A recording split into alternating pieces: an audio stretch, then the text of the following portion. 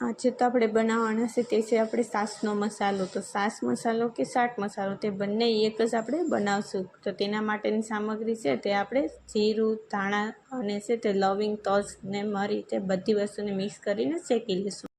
તો આ રીતના શેકાય છે એટલે નીચે ઉતારીને ઠંડુ થઈ જાય એટલે હવે તેને આ રીતના મિક્સરમાં પીસી નાખશું. તો સરસ મસાલો છે તો આપણો પાવડર રેડી થઈ ગયો. તો તેને આપણે સારી લેશું અને આ રીતના આપણે સારીને હવે આપણે જે કરવાનું છે તે છે મેઇન પ્રોસેસ કરશું. તો તેના માટે થઈ અને અહીં આપણે છે તે ફોદીનો લીધો છે, તે સૂકેલો ફોદીનો અને તેની સાથે છે તે ધાણાને પણ સૂકવીને લઈ લીધા અને આપણે હંચળ લીધો છે તેને પણ પાવડર કરી નાખ્યો અને હવે આપણે બંને પાવડરને મિક્સ કરી લઈશું. તો આ રીતના છે તે સારી અને બંને પાવડર મિક્સ કરી અને આપણો તૈયાર થઈ ગયો છે આપણો છાશ માટેનો અને છે તે ચાટ મસાલો. બધામાં છે તે યુઝ કરી શકાય તેવો મસાલો. તેને આપણે ડબ્બીમાં સ્ટોર કરી લઈએ અને ચેનલને સબસ્ક્રાઈબ